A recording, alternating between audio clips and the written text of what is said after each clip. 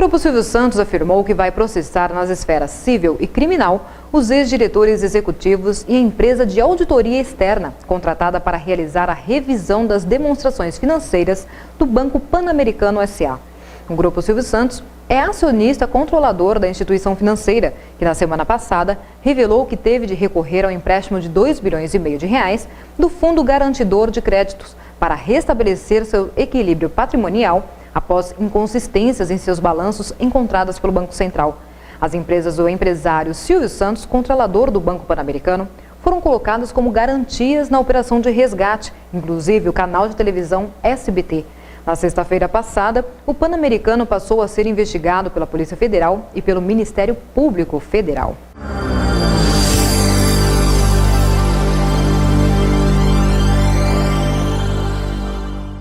Ex-diretores do Pan-Americano compraram empresas consideradas fantasmas entre 1 e 8 dias após a conclusão da venda de 33,54% do banco para a Caixa Econômica Federal em 1º de dezembro passado.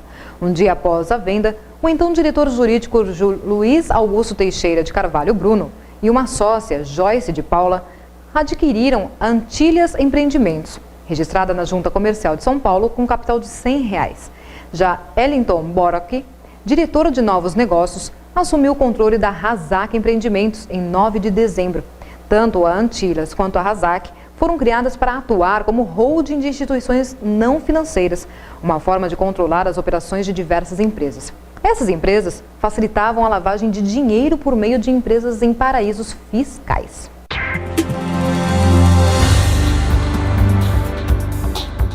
Dilma Rousseff deve decidir projeto que regulamenta a mídia. Os detalhes da TV Senado. Suspeita de fraude. A futura presidente Dilma Rousseff é quem vai decidir se o governo encaminhará ao Congresso o projeto de regulação da mídia.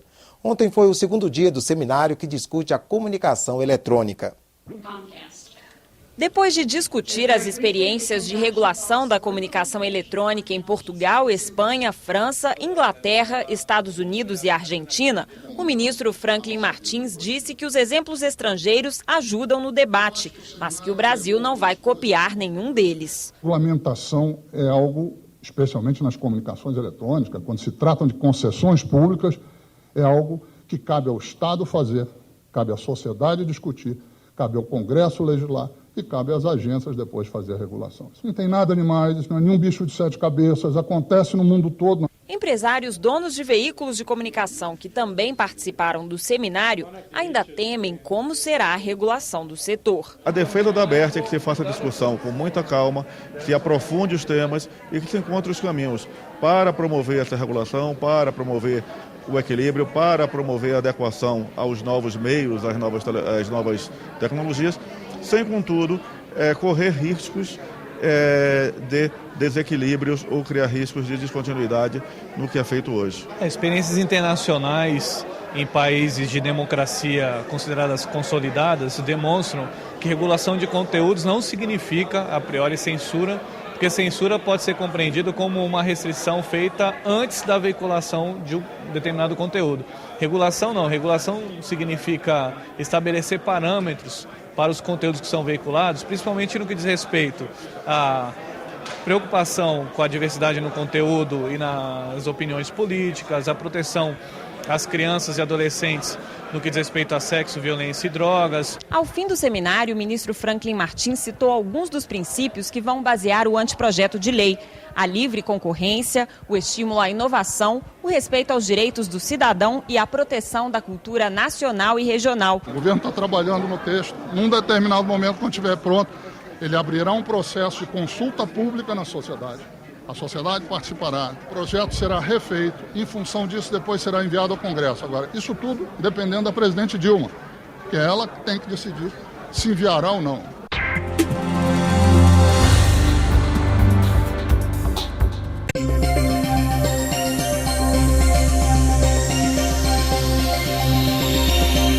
O projeto que prevê uma reforma no sistema tributário do país já foi aprovado por uma comissão especial da Câmara em 2008, mas ainda aguarda ser levado a plenário. Entre os principais pontos da proposta estão a unificação do ICMS, que é o Imposto sobre Circulação de Mercadorias e Serviços em todos os estados e a criação de Imposto sobre Valor Adicionado Federal a partir da fusão do PIS/PASEP, da COFINS e da Contribuição para o Salário Educação. Especialistas dizem que é a única forma de se instituir a CSS, que é a Contribuição Social para a Saúde, tributo que substituiria a CPMF, é a partir de uma ampla reforma tributária, que, caso aprovada, vai desonerar os brasileiros de diversas taxas pagas atualmente.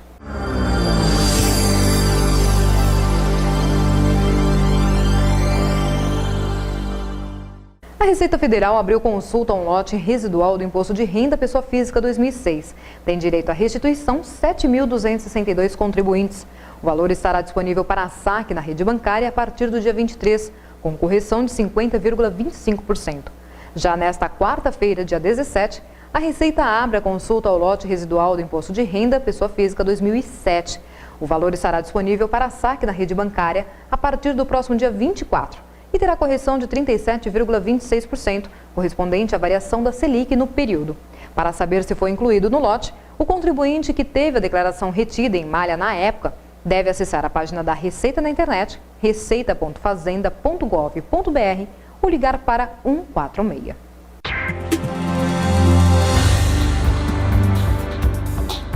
O real valorizado vai contribuir para que os brasileiros comprem vários tipos de produtos importados no final do ano.